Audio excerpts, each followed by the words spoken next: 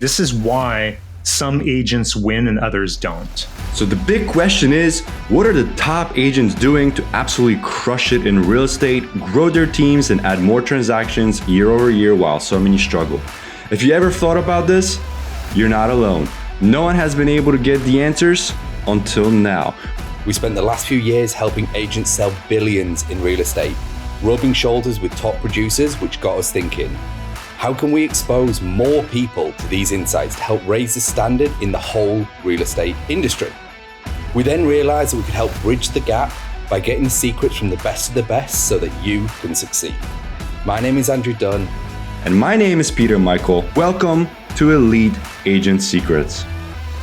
I do want to touch a little bit deeper on this because you talked about expectations and commitment, right? So one of the big things is, I think for everybody listening that they would find valuable is setting those expectations and what do the numbers look like?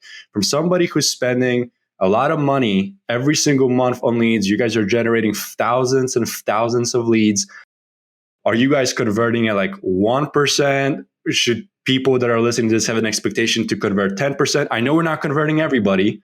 But what is like a realistic expectation, whether you're starting or seasoned, what they should be expecting, what kind of ROI on their sweat equity that they're putting in from their database and from internet leads? Because internet leads are very different than referrals, right? And we can dive into that. But you need to build that trust, that relationship, right? From the ground up, from the first phone call, from the text message that you send, from the voicemail that you leave. So let's talk about a little bit about the numbers. I think that would be a good next segment. I hate talking about numbers. And the reason why, and of course, I have to talk about it. You got to set some sort of expectations. Yeah, it's just, there's so many variables.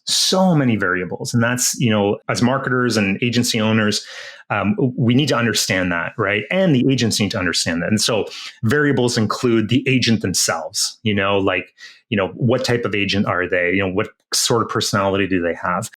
The markets, can really change things. I mean, I've seen it where, in one market, we're, booking, 45% to appointment. In another market, we're booking 8% to an appointment. So, the markets can really determine sort of the conversion rates. I've seen seasons are a big one, right? Like, summertime slows down in some areas, December, January really slows down in other areas. So, there's a lot of different variables. So, and I've seen conversion rates, and nobody ever believes in me, but I've seen conversion rates as high as 14%. And again, the variable there is the agents and the offers. The better the offer, the better the agent, the higher conversion rates. There's no doubt about that. I worked with a client that was converting at 14%. That means every 14% to a transaction. That means for every 100 leads, they were getting 14% or 14 deals. And that was because we had a killer offer. These were a little more expensive, but we had a really, really good offer. I had another real estate agent that, were probably at 8% or so. I've had real estate agents that, we generated 2,500 leads and they've gotten 0 deals out of it. Like, it's just, so one of the things I like focusing on instead of the numbers is really, what are you going to do with the leads when you convert them? And I have a couple of really good stories that I like to share with real estate agents on what I've seen others do. And so it's what are you going to do with the leads that you do receive and you do convert? And what's the actual lifetime value of that lead? And I think a lot of people forget that the lifetime value of a converted real estate lead is massive. Massive, massive, massive. You've got referrals that are coming through those. You've got, these, if you convert them into a buyer or seller, those are likely going to buy and sell with you in 5 years from now, like statistically, right? So the lifetime value of these leads is really, really big. And what you do, the actions that you take with these leads is really critical. And one of the best stories that I have from an agent, and I try to coach other agents on doing this, is that every single lead he converted into a buyer. So meaning that he would make a phone call, convert them into an appointment, and go do a showing.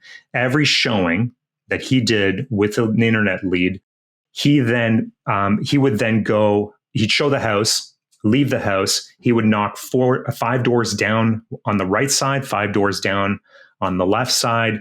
And so he'd knock 10 doors after the showing just to see, basically introducing himself, saying, hey, listen, I just visited this house here, just, wondering about the neighborhood a little bit. I've got some clients that are thinking about, moving here, have a little bit of a conversation, build a little bit of rapport.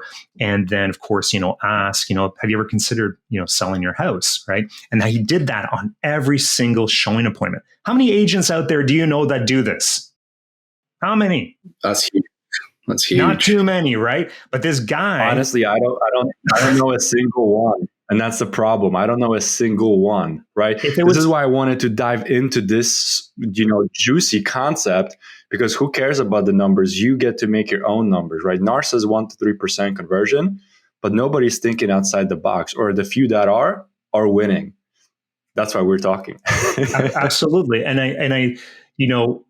this is the thing. This is why some agents win and others don't, It's because of agents like this that go out and they, in this case here, they show a home and they're door knocking while they're doing it, right? Like it's just, the same agent, same sort of thing. Like he's meeting with buyers, and he's asking them the questions like, okay, well, great, do you know anybody else that's looking to buy? Right, or sell, right? Like these agents are hunters. They're going above and beyond what the majority of other agents out there are doing, and this is why they're winning. And so I think that's a really important, part of it is really, what are you doing with these leads?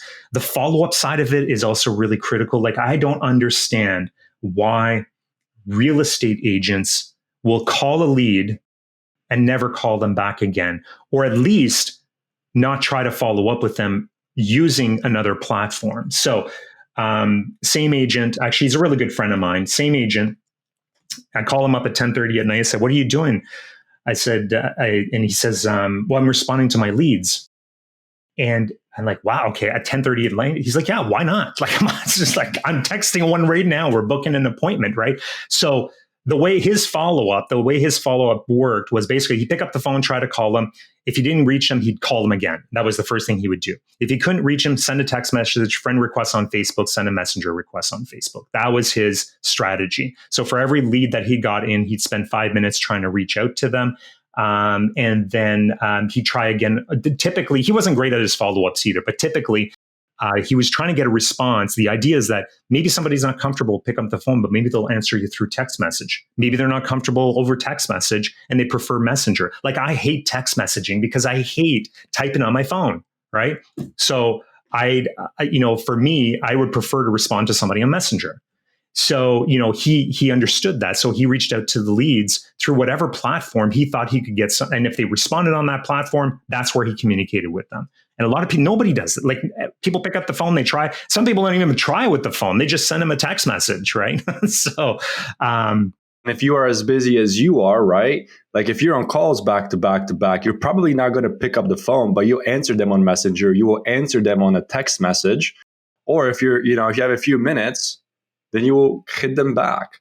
Yeah. And to clarify, are you talking about inbound or outbound? Because I think that's going to be another, clarification that we can talk about with the audience. Does it matter if it's inbound or outbound? Well, in terms of the follow-up, I mean, it's, most of the stuff that I've seen is working with real estate agents where we're generating leads for them and they're following up with those leads, right? You hit on some really key points. I mean, one thing we keep hearing over and over again, Shane, and you're just reaffirming all these beliefs, is it's like doing the work, taking the action. It's like 80%, 90% of the battle, right? Like showing up, doing the work. And then the last 10% is things like your scripts, your ads, quite right. I mean, we could dive into high level, some specifics on like the ad copy. People can go out and run like some of the questions that they could ask, and they can go make these ads for themselves. If they wanted to, and generate leads, from Facebook. It's not about that though. It's about, once you've got that lead, like you're touching on, how do they convert them? The 90% of the answer is like, just keep calling them, keep texting them. I mean, with our services that we've done in the past, like we've had our own ISA call centers, like fully built in-house. It was between 7 and 14 calls it took. And we called within the first 5 minutes. And what we saw was a far higher percentage actually wanted to be texted. So you'd call them again, might drop them a text, but it would take 7 to 14 attempts. And what it was really interesting was that in today's economy, I do think there's this like resurgence in SMS. Like it went away for like a long time. I think it was with the birth of like WhatsApp and all this stuff where it was like SMS was paid. And now like every phone plan, it's free. You know, as far as I'm aware, like everyone, it's unlimited text for everyone forever. And it's kind of making a bit of a resurgence because businesses are now using it again, right? To communicate, you know, or actually putting serious effort in. Hey, thanks for listening to this episode. Now, before you go, we're giving access to a private training we did where we revealed the top 3 niches to get listings today completely for free. So if you want access, you can go and download that training at eliteagentsecrets.com. We're regularly releasing new trainings, guides, and cheat sheets, so make sure to head over to eliteagentsecrets.com and sign up so you don't miss out.